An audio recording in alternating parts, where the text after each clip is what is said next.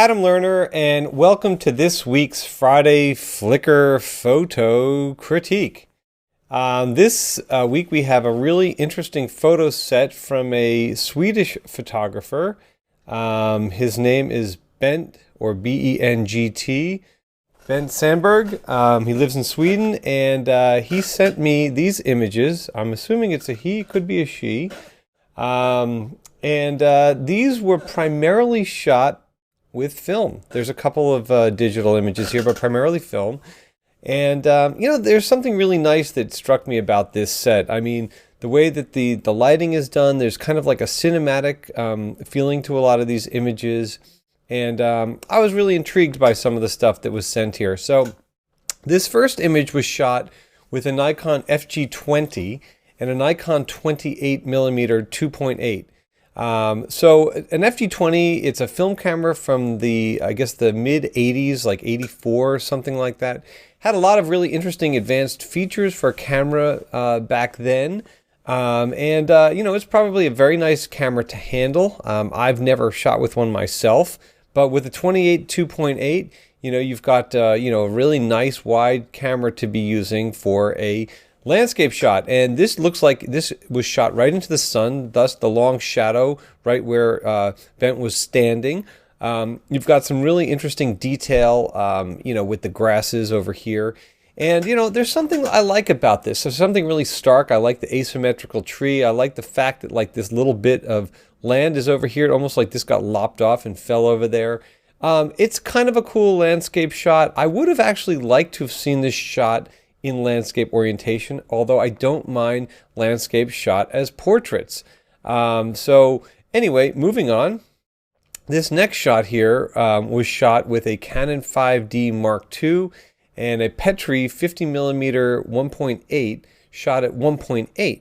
And the thing that's really neat about that is that you've got the very shallow depth of field. So you've got this little bit of fence here and these kind of flowers along this little lane that are kind of in focus, and everything else is kind of blown out. And the way that this was processed, it has kind of like that vintage film look. I'm not really sure what a Petri 50mm lens is, but I would like to look that up. And if anybody has any information about that lens, maybe put it down below in the comment section so some of us can learn a little bit more about it. But whatever the case may be, the effect is really super cool. This kind of has like a little bit of a Halloween vibe, which it just happens to be right around that time. I like it. I like the thick tones. I like the processing. I like kind of like the isolation, which, we found in that first image as well. This next image here, this was shot with a Holga. And a Holga shoots 120mm film, which is 6x6, and it's a square format. And this looks like this had, it was an IR filter, an infrared filter with infrared film. So what that does is that kind of inverts a lot of the highlights and the shadows so that, you get this really, really neat effect. And, like greens turn, white. And, I really like this. And the fact that there's this one sole woman kind of walking up this lane, again, to me, this has a very kind of cinematic look to it. I like the softness in the clouds. I like how the actual structure is still very sharp. So I'm really enjoying the way that this image looks, and this is probably one of my favorites from the set. Okay, moving on to number 4. This was shot with an FG20 and a homemade lens. So we've got to learn a little bit more about this lens. So it's hard to say whether this is actually a man, and a dog, or if this is maybe, just something that was set up like a still life type of thing. The effect is really interesting because it's completely blurred out and it's grainy. So, there's something kind of, intriguing about the way that this looks. I don't really know what kind of film this person was using either. So few more details would be nice to know. But, look, it's kind of an interesting shot. Okay. The fifth image here was an FG20 Nikon shot with a homemade lens. And, again, I get the sense that this was, obviously a still life. I don't know if this was, a sculpture or, maybe this was, some little piece of art, whatever it is. I can't really tell what the scale is, but I like the way that there is some selective focus going on here. There's something about this lens that kind of blurs out the corners, which is really kind of cool looking. and the orientation is interesting as well. Number 6 here is the same thing, homemade lens, scanned darkroom print. This one probably does the least for me. I like the imagery. I like the how it is kind of iconic.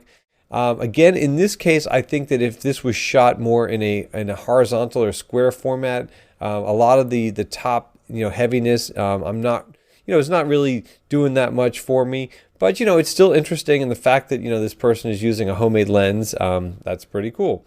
Okay, number 7 was the FG20 with a homemade lens, and this apparently looks to be a dog, and you've got that selective focus, you've got kind of like that real softness, and around the edges, it's interesting. I mean, there's something really cool about this. It's hard to tell exactly how this result was achieved, but the end result is really kind of cool.